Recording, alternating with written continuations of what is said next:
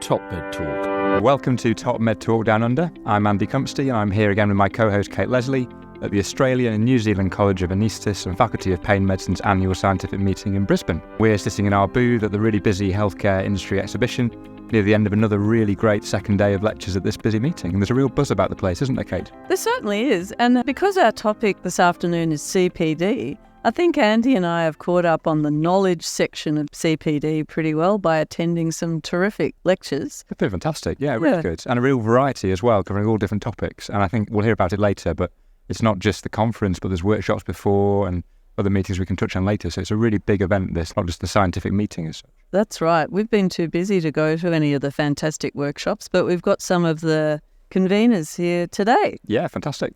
So we've got two great guests, and I'll get you to each introduce yourselves. James, you go first. Okay. Thank you. So I'm James Marckwald, and I am an anaesthetist here from Brisbane at a hospital called QE2 Hospital, Queen Elizabeth II Jubilee Hospital. I'm also the workshop co-convener for Brisbane ASM.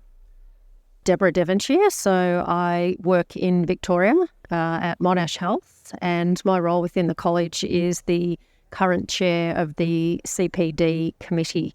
I also have a role on college council, but most of my sleepless nights are around CPD and just trying to make sure that fellows have got access to everything that we can give them so that they can complete their CPD, because there have been changes to the regulations in Australia and New Zealand around CPD requirements. So CPD has a kind of different meaning to different people around the world. Here in Australia, CPD is the suite of activities that we do to satisfy the requirements of the Medical Board of Australia and to essentially to be up to date and competent, although we're not really assessing that. So Deb, what have the changes been in Australia? Multiple different changes. So the College of Anaesthetists here in Australia and New Zealand originally had a triennial program, and that has now changed to an annual program. We had weighted credits. That's now changed to just straight hours. And we've also had some changes because we've changed from triennial to an annual program. Obviously, we're not going to make our participants complete everything they would in a triennium. So we've modified those requirements for the annual program. It's basically the same. It's just that we've modified it to make it easier to meet the regulatory, what they've said we basically have to do across both countries. In New Zealand, there's an annual conversation. In Australia, that's not compulsory, but it does form part of a peer review. Most people are generally happy to be involved in those activities. It gives them some sort of focus for the start of their year, how they're doing, following up at the end of the year, which is not specifically related to the workshops, which is another part of the CPD program, in that anaesthetists are in a special place. We often deal with some extremely stressful situations, and emergency responses are a good way for us to keep up to date. And some of those are anaphylaxis, the CICO, cardiac arrest. And then because we also cover Faculty of Pain Medicine, we have emergency responses such as opioid-induced ventilator impairment and also the acute severe behavioural disturbance. And those activities focus people on their scope of practice so that they can meet their MBA regulatory requirements and also have something that's relevant to what they do. It's interesting that the different countries around the world are focusing on a different outcome in this type of activity. In Australia and New Zealand, we're focusing on moving medical practitioners along towards activities that improve their competence, whether they be reviewing their performance or evaluating their practice or knowledge, skills and workshops and so forth. In other jurisdictions, they're looking at, they call these activities re-credentialing or re-licensing, and there are examinations and threshold activities that people have to get over. I think in the UK, Andy, the situation is broadly similar to Australia. Yeah, broadly. So we have a revalidation process, which is managed by our General Medical Council, or the GMC. And as a trainee or a registrar or a fellow in a formal training program, that sort of happens by default. We have an annual review as a trainee that covers that. But there's a number of people who are not at consultant level who are outside training programs who have to arrange their own revalidation process. And then obviously once people finish their training program, they go back to the normal revalidation process managed by the General Medical Council. So similar, yeah. In Australia, the latest version of our CPD program is actually taking care of those people who are not part of another program. Right. Those people between internship and vocational training, or people who are not going to join a vocational training program. And there's a new system which is called CPD homes, where those people will hopefully find something that suits their own practice needs. Yeah, absolutely. So I think there was about 30,000 doctors. So we're talking about anaesthetists, but it covers all medical practitioners in Australia. And so I think there was about 30,000 doctors that were not actually affiliated with the home, maybe were a bit lost. So we've actually picked up some of those doctors into our program. Okay. Yeah, it's been good. And James, maybe you can tell us a bit about the workshop programs. That's been a key part of this meeting, hasn't it? There was a full workshop day, I'm right? Was it 2 days? One day? That's right. It was, we had a main workshop day on the Friday, but we're actually running workshops throughout the course of the conference. Right. Most of them were ticked off on Friday, but there have been some this morning, yesterday morning as well. Obviously, we don't want to clash with the amazing plenary sessions because otherwise there's too many great things to choose from at any one point in the conference. But we had a real focus to try and, I guess, with the transition from triennium to annual CPD requirements, to get as many people, as many CPD activities ticked off. And particularly, there was a strong focus on those emergency response ones. Right. Can you list those for us? Yeah, like Deb said, the can't intubate, can't oxygenate skill, cardiac arrest, ASBD workshop, and the anaphylaxis workshops as well. And also major hemorrhage. Major hemorrhage, which I unfortunately didn't get to go to, but I know the anaesthetist that ran that one, and it would have been a very good session. I mean, from scrolling through the programme, there's a huge range of CPD activities being offered, isn't there? I mean, there's those key emergency topics that we talked about, but it's not just those topics. Most of the workshops would account for CPD points, and they're not just those emergency response ones. There's also the knowledge. Yeah, knowledge and skills. Some of them are more practice evaluation, sort of case-based discussions with some modifications. So yeah. We even had some wellness workshops as well. Oh, well done. Count towards CPD points. We had a lovely mindfulness and art-based, or a couple of those sort of workshops. Yeah, excellent. People going back to primary school days and whipping out paintbrushes and finding mindfulness through painting and through art. I actually did a mindfulness workshop last ASM, and it was really, really helpful just to get you focused and give you a bit of a framework around your well-being. Not to, like, you can't just go out and walk the dog or go, do something, do the activity. You have to do the education around the activity to educate yourself about your own well-being. It's a little bit, a bit challenging to investigate yourself and whether you're taking the right steps, but super useful. And yeah, congratulations on putting them into the program. Thank you. Well, I've got to thank our facilitators from all of our workshops. Actually, these workshops can't happen without those amazing individuals giving up their time. They don't get remunerated, but they do mean we have an amazing, successful meeting. I think it really is an amazing meeting. And again, for people thinking about coming, I've never been to a meeting before where there's the option to go kayaking down the Brisbane River, mindfulness workshops. I mean, all these things are optional activities, but it's a really broad range of things that have been put on. There's coffee workshops this morning and running workshops, as well as all the core anaesthetic knowledge and emergency procedures. There's a huge range to kind of get involved in, really. We tried to make sure there was a broad range so there's something for everyone. We had photography courses involving cameras or iPhones. There's yoga with goats and puppies. I'm doing that tomorrow. That'll be great. That was one of our most popular sessions. So you organised one of the biggest, was it Chico or cardiac arrest? It was the can't intubate, can't oxygenate. So one of the biggest Chico workshops that have occurred in our region, with hundreds of people all Chicoing away. Can you tell us what a logistical effort that must have been? Yeah, it was almost a crazy idea initially, but we had some feedback from previous annual scientific meetings that there weren't a lot of opportunities for a lot of people to tick off that emergency response, particularly those people that had decided, after the first 2 weeks of registration opening, that they wanted to do a can't intubate, can't oxygenate workshop, those we generally already sold out because of the demand to achieve those CPD activities. So we said, how about we try and do it for really lots of people and try and get almost 50% of the meeting through so that everyone had those opportunities.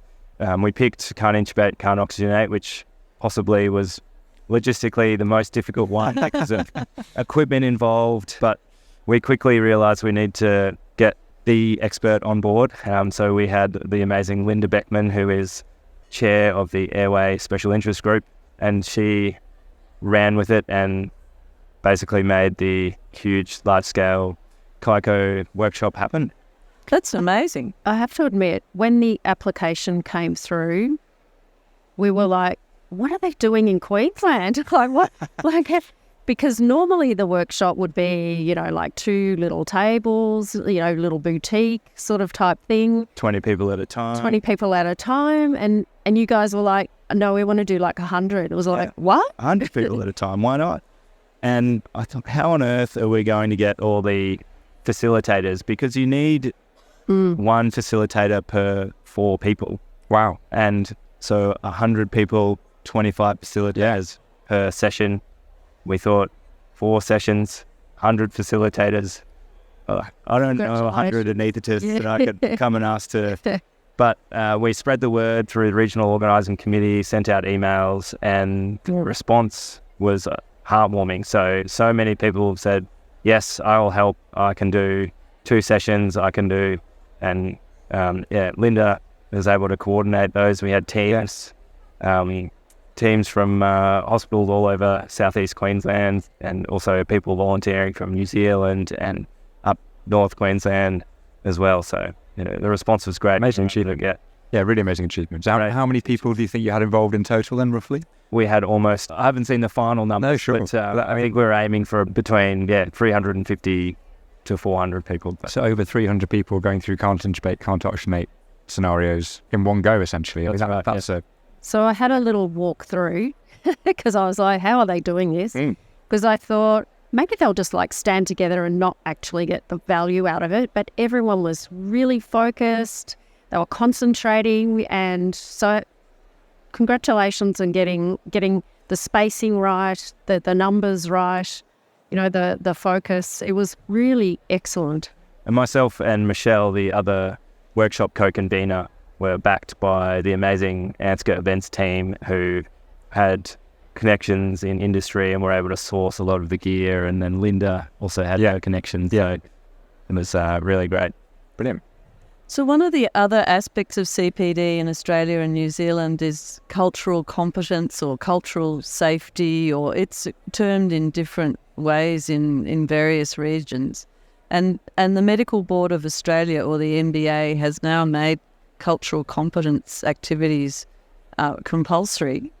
And last year I did a terrific online course about Indigenous history and health in Australia, and I'm ashamed to say I learnt a lot of things that I didn't know about the history and traditions of our Indigenous people in health and how history has affected their health.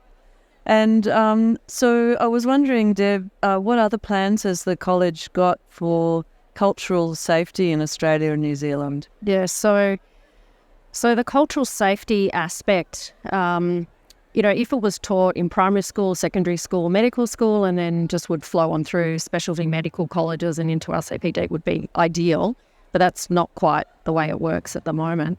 So there's 2 parts. So the medical board has said, you need to do this without a whole lot of guidance around exactly how to embed it. And then the other part is obviously there's all the socio-political issues around health inequity and how do we address, the disastrous situation for First Nations people in our country. They've got a high death rate, incarceration rate, terrible life expectancy. And so as part of that sort of ethical consideration as medical practitioners, we really kind of should be trying somehow to embed that cultural safety within our medical specialty so that when we deliver care to patients, we're doing it in a respectful way in Australia and in New Zealand. So we initially looked at it, and I too am ashamed that I thought, if this is a task, let's just get it done, bolt it on the side. And then when you investigate it further, you realise, well, that's actually not really the idea behind embedment of cultural safety within the program. So we have someone who's particularly keen, Katie Fitzgerald, at the college, who's done a huge amount of work. Cultural safety experts are obviously being pulled from pillar to post because every single corporation in Australia has to try and embed some sort of form of cultural safety within their governance frameworks. So we have to be mindful of the fact that, we can't just sort of ask people randomly to just, you must join our committee and our group and help us do this. So we've had to do it in a really sort of respectful way. And they've engaged the Australian Indigenous Doctors group. And I just saw a beautiful paper come through my email with a whole lot of different options for embedding cultural safety, probably within training as well as within CPD. So it'll kind of hopefully sort of flow, because what are the kind of graduate output endpoints that you want? Like, how do you measure the success of what you're embedding within the program? So we've got a whole lot of different things in play, if you like. We've started with asking people to do cultural safety activity as part of their CPD. But then the bigger sort of overarching framework is actually sort of like getting that sort of into all the activities in a really natural sort of organic way. And it's not for me to say how to do that. It's up to Indigenous First Nations people in Australia and New Zealand to give us advice about the best way to do it. But yeah, it's very topical. Creates a lot of conversation, I'll say, amongst CPD participants. But hopefully we've got ways to sort of address it. Give a little plug for our program yet again, but we were fortunate enough to offer a cultural safety workshop on the Friday as well. And it's a great opportunity that we could do that. Positive feedback to you. I did a workshop, and as soon as the cultural safety slide came up, we had someone in the room who said, I was angry at having to go to this. I was doing it just to tick the box, and I came out of the workshop changed and was really, really, giving positive feedback about the workshop. So congratulations on that one. Thank you very much, Deb. That's really, it's great to hear, because as a convener, you kind of want to provide those experiences. So thank you. I want to pick up on that point quickly, because I think that's a really interesting point, isn't it? Because we're all, as well as providers of healthcare here, we're all consumers. And as a consumer, I absolutely want my healthcare provider to be up to date, to be competent. So we all agree CPD is vital and important. But then from the healthcare provider point of view, there's definitely times where you think, life's so busy, this is really time consuming, it's a burden, it feels a bit like a tick box. And that's obviously not the way it should be. But how do we get round that situation? This is really topical for us in the United Kingdom at the moment. We've got trainees at the moment rotating around different hospitals who are doing the same e-learning package every 3 months, so it's taking them hours. And our health service is about to review all that. But I mean, what's the solution, and how do we move that forward so that everybody wins? Well, from a CPD perspective, we've tried to make sure that there's options so that you can find your path within the CPD program, because obviously, as you've said, one size doesn't fit all. Sure. So we've tried to put some online activities, because obviously if you're time poor, little kids, can't get leave, et cetera, work long lists, having those, like having on-demand, recognition of on-demand CPD activities, or the ERs that are online, like major hemorrhage or anaphylaxis. So we've tried to build those things into the program so that that there's flexibility. How do you guide people to love CPD? That's really a personal perspective, I think. I definitely don't get people giving our e-learning packages in the UK the positive feedback that you've just been talking about these workshops. Yeah. I mean, it's just not seen the same way. Yeah, I think there's been a review in New South Wales about how to give top doctors extra time.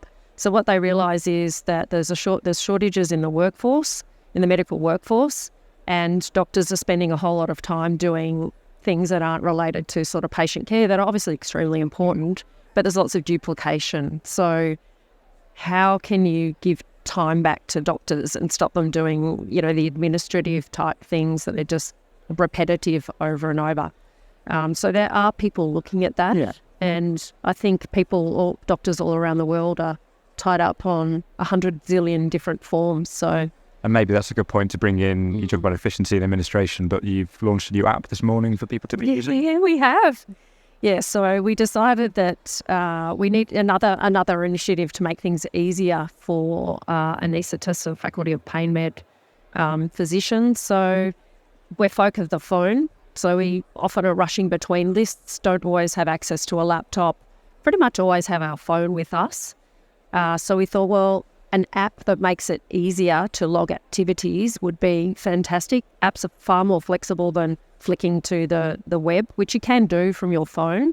It's currently at the minimum viable product stage. So we kind of said, listen, we need it like stat. So there's still a few extra features that need to be built into the app, but it's so exciting to have it. And the uptake has been amazing. And so far I've had really, really positive feedback from everyone. So I really like it. You've got yours downloaded this morning? I'm up to the minute, Andy. I've downloaded my app and I've put in a few things already. And it also tells me what I'm missing. And so every time you look at it, you get a reminder that you have to do things. And I think at my stage in my career, I really need to keep those emergency response things up to date, because they're what make you feel confident when you go to work that you're going to be able to handle what's going on. And in fact, I've been to so many workshops, James, that all my crises at work feel like a simulation, It's quite weird that once you've done it quite often, isn't it? What a lovely place to be, where in a stressful situation you feel comfortable. And that's great. I hope some of our delegates have picked up skills and will get the same sort of experience when they find themselves in a slightly sticky position at work, that they can remember what they've done here and be a little bit more at ease with handling the situation. Well, that's a great spot to end the podcast, I think. I think it is. So thank you very much for your time. As always, links to every episode will be available on our daily conference newsletter, but you can also listen in via our TopMedTalk app or on our website, or through our YouTube channel, through X or Facebook. So please come along and join our conversations. Thanks again. Thanks for having me. Yeah, thank you. Pleasure. TopMedTalk. Thanks for downloading TopMedTalk. Don't forget to subscribe, check us out on YouTube, and of course on social media. We're on Instagram, Facebook and X. Also, it's important to remember that TopMedTalk is the broadcasting arm of EBPOM, evidence-based perioperative medicine. We'd love you to find out more about that, and the way to do that is ebpom.org. Check out our website and find out about some of the incredible conferences we're going to be arranging across the year. ebpom.org.